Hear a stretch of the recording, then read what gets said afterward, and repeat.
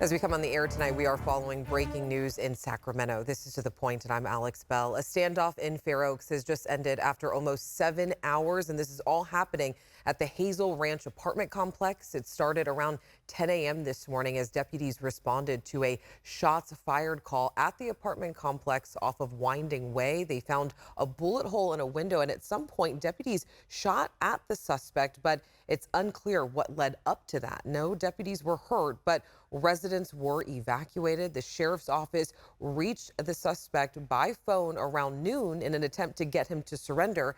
Just before 5:30 this evening, the suspect walked out of the apartment and has been detained by deputies. Now, it's unclear who the suspect is, and deputies just confirmed that he was shot in the arm. Of course, we will continue to keep you updated as we learn more information on air and online at abc10.com. Now let's go ahead and turn to Stockton, where the search for a missing high school student is in its third day. The search has just wrapped up for the day on the Calaveras River across the street from Stagg High School. District officials say 4 people got into a fight Wednesday on campus at Stagg High. When administrators tried to break up the fight, 2 teens allegedly ran to the river and jumped in. Now, only one of those teens surfaced. We spoke with the missing student's mother today, and she describes her son as gentle, smart, and kind. We just hope if he is in there, he's recovered. If not, we hope somebody gets a phone call in the family saying we spoke to him and we can all just reunite and give him a big ol' hug. And if the teen is not found today, the sheriff's office says they will continue searching tomorrow. ABC 10 also spoke with the U.S. Army Corps of Engineers, who tells us that the new Hogan Dam feeds into the Calaveras River, and coincidentally, they were already planning to decrease flows and are now moving forward with doing so, which could help in the search.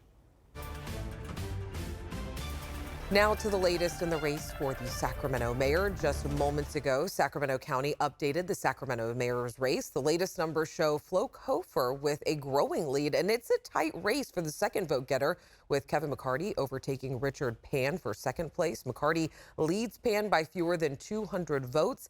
And don't forget, the top two candidates will advance to the general election in November. The Secretary of State's office says there are still more than 26,000 ballots to be counted in Sacramento alone. The next update of numbers, that will come on Tuesday. California's insurance commissioner proposed a new rule this week that could lead to more accurate pricing for homeowners insurance. And this is part of his major overhaul of the homeowners insurance market, as we reported back in September. And Becca Habegger spoke with the commissioner today about what this week's news could mean for the cost and availability of insurance. I put in blacktop to mitigate the fire hazards. Dan Raley has lived in his rural Granite Bay home for more than 30 years. I want to be able to afford to live here for a long time. He had been paying about $1,800 a year for homeowners insurance. This year, his company, which he asked us not to name, more than doubled his annual premium to nearly $4,200, saying, Your rate change is based mainly on your fire rating now. And I'm like, excuse me, my fire rating, because I've lived here 32 years and that's never been brought up before. He says he has never filed a claim and has only made his property safer from wildfires over the years. Homeowners like Dan Raley might have some hope on the horizon. Just this week, the California Department of Insurance proposed a new rule they say could allow insurance companies to more accurately price their policies. The rule would allow insurance companies to use forward-looking catastrophe modeling, or CAT modeling, when justifying a proposed rate hike. Currently, companies are only allowed to use historical data, which they say don't allow them to price on the most accurate, granular level. This regulation is long overdue. California Insurance Commissioner Ricardo Lara tells ABC 10 it would also help companies identify which property owners are protecting their property against wildfires and offer discounts. Right now, that's not being rewarded. And so these cap models are going to allow us to do that. And in the long run, we'll stabilize rates and bring rates down, because insurance companies will be once again riding in those communities. This comes as most major companies in California's homeowners insurance market have limited their business here, citing wildfire risk, the rising cost of building materials, and a need for updated state regulations. We are not opposing the idea of catastrophe models. We simply want them to be available for public review. Carmen Balber with Consumer Watchdog worries the state's process of approving these models won't be transparent enough. The use of catastrophe models is going to raise rates for Californians. Because it's going to do that, we need to make sure those models are fair. This proposed rule, including how the models will be approved, is now in a public comment period and will go through a hearing next month before it can go into effect. If you want to check out the newly proposed rule and submit comments to the Department of Insurance, we do have links on our website. Just go to abc10.com/links. And next, on To the Point, records are information meant for all of us, but right now they're being kept away from you, the public. Tonight, we look at how we can all hold our government accountable. Calm winds beginning right now as we saw those strong gusts in the valley and the foothills. What your weekend forecast has in store. And later, we hit the Backroads to see the museum where you can play long-lost video games from your childhood.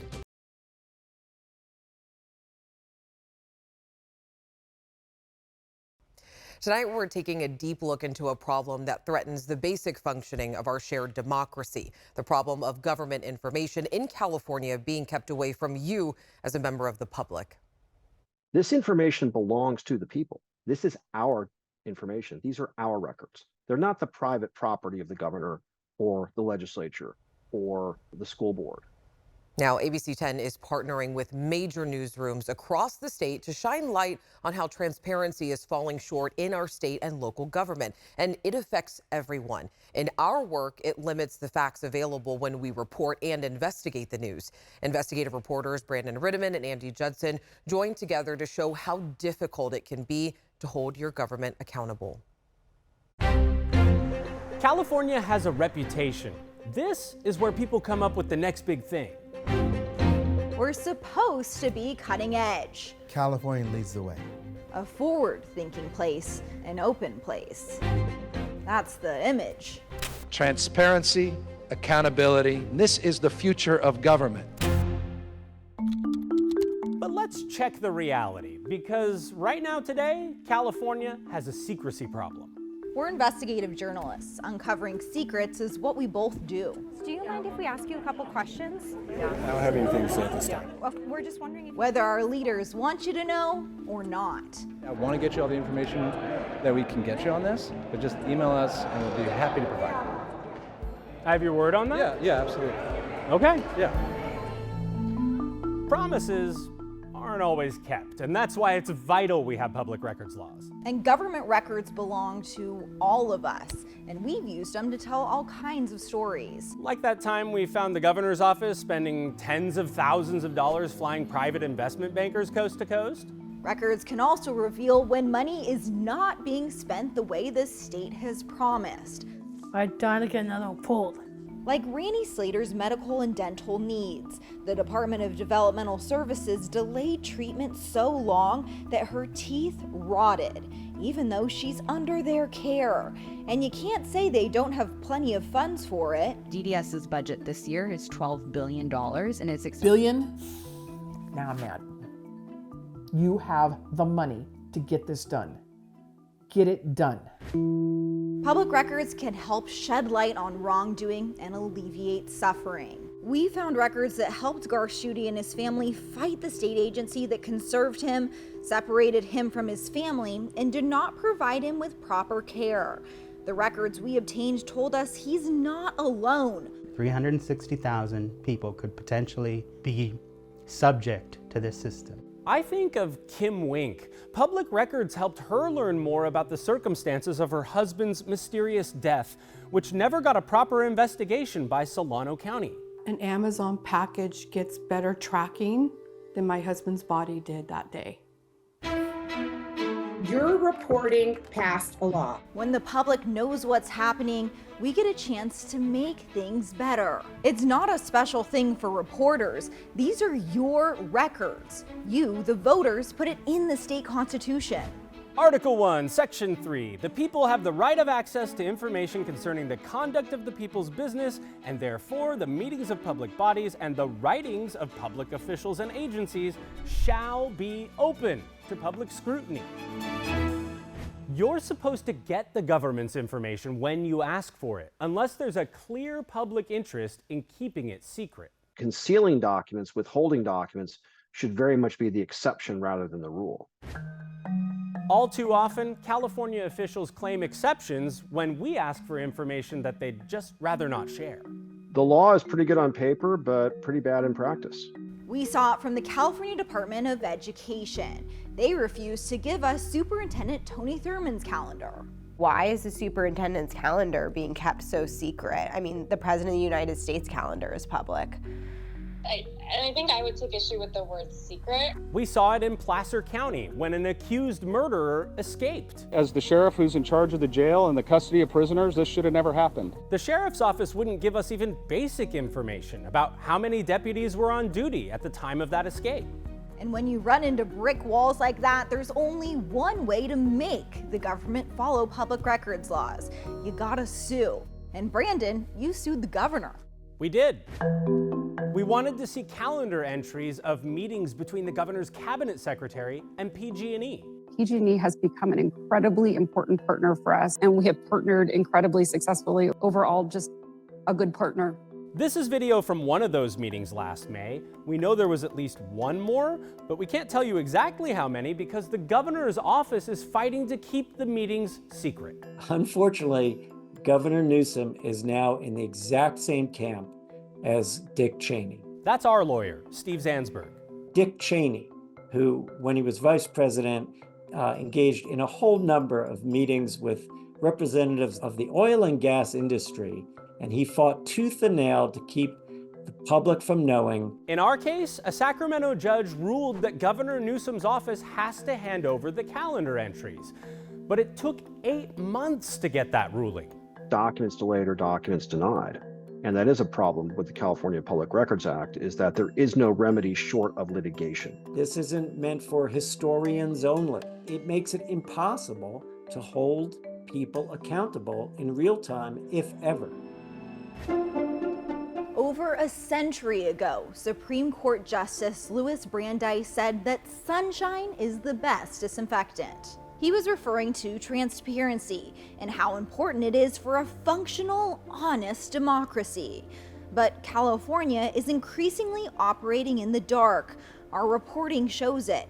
So does the reporting of major newsrooms across the state. My guess is a lot of really amazing stories are just being kind of strangled by the bureaucracy. If the trend towards secrecy continues, the government will keep more of your records hidden. Then we have to imagine that voters may be less informed about issues that they care about, and then we are all poorer for it. Because without the records and the facts they contain, how will we ever tell we're truly getting the California we all expect and deserve? ABC 10 is one of more than a dozen newsrooms across the state working together and reporting on why public record laws are not working. So to hear my conversation with Andy and Brandon, make sure you head over to abc10.com. We will have more updates on stories like this coming up in the next few months. All right, after the break, your Weather Forecast Plus. Remember that video game you loved playing as a kid? Well, you may be able to play it again at this museum. We'll show you right on the Backroads.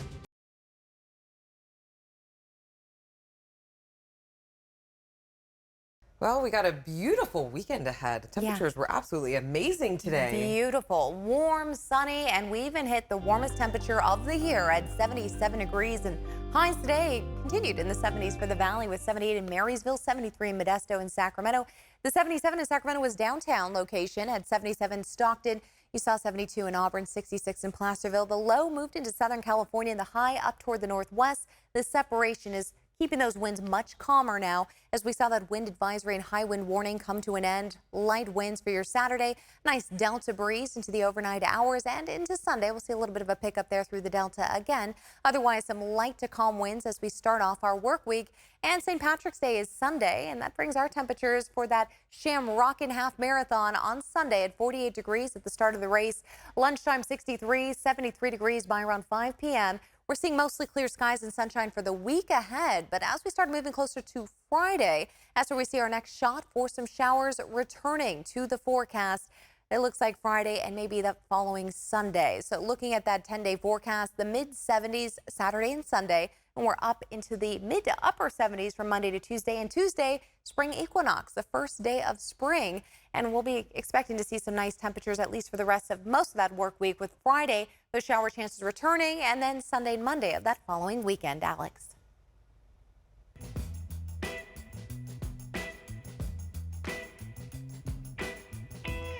It's Friday, which means it is time for another trip on the Backroads. Tonight, John Bartel takes us on the virtual Backroads for a tour of the Made Video Museum. You're watching the most exciting game you will ever see on your TV set. When a video game or gaming console is replaced by a newer, faster, or more technologically advanced version, the old versions are often put in storage, sold at a yard sale, or thrown away, never to be played again. But if some of those old video games are lucky, they end up right here in Oakland. We're the Museum of Art and Digital Entertainment. We're a nonprofit that focuses on inspiring a new generation of digital creators. And a really good way of doing that, we've found, is to let people play the games. The Museum of Art and Digital Entertainment, or MADE for short, is kind of like an extra life for discarded or forgotten video games. Over 80% of the games that have been made are lost. You can't commercially buy them, and so if you don't already have them, they're gone. Tour guide Mason Young says since 2008, MADE has been actively looking for and archiving historical video games. And so we have a floor exhibit that is a living history of gaming consoles.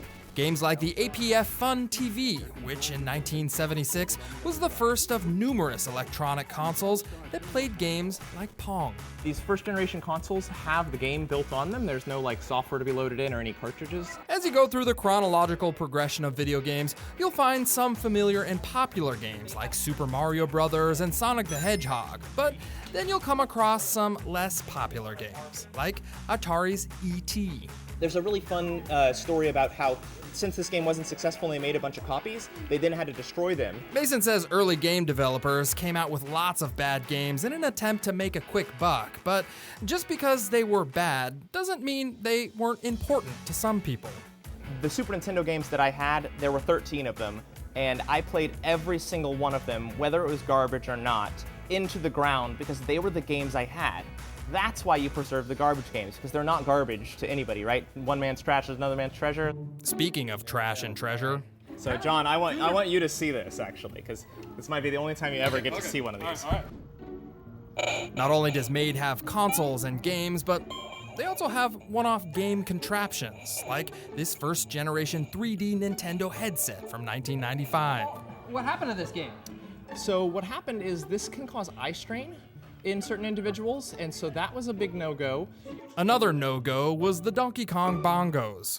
And so you drum to move, and you do both to that, and you clap to bring enemies to you. The games at MADE are meant to bridge the gap between older and newer gamers. It's a way to bond and see where games came from and where they are today. And we're definitely growing together because of the video games we play. From the Museum of Art and Digital Entertainment in Oakland, I'm John Bartel. Hope to see you on the Backroads. Oh no, God.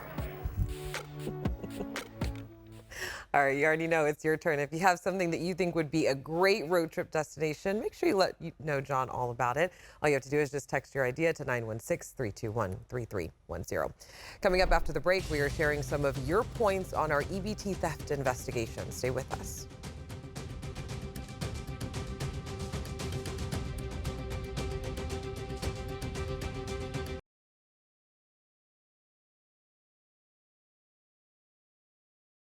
Welcome back. Before we go tonight, we want to share some of your points about our EBT theft investigation that aired just yesterday. And we got several comments, but here are just a few of them. So one viewer wrote in asking, why are EBT cards being used in ATMs? Well, part of the reason EBT cards can be used at ATMs is because some people receive cash assistance through CalWorks, which allows them to spend this money on things like rent and other household bills. So this is completely separate from CalFresh, which is just for food assistance. And then we had another viewer who wrote in saying that this happened to me and now I use the app to freeze and unfreeze every time. So let's give some context here. If you do receive EBT benefits, the Department of Social Services launched a brand new app at the end of last year. It's called EBT Edge, and that's what this viewer is referencing. So within that app, cardholders are able to freeze their cards, they can change their PINs, they can also block out-of-state transactions. And so those are just some of the few features of the app. Now, we heard from several people that have used this, and it has helped protect their accounts. And if you have something that you think we should be looking into, make sure you reach out to me and the team. If you missed our EBT theft investigation, you can always go on abc10.com and check it out. You can also check out our YouTube channel as well. Thank you so much for joining us on this Friday. We hope to see you on Monday. Have a great weekend.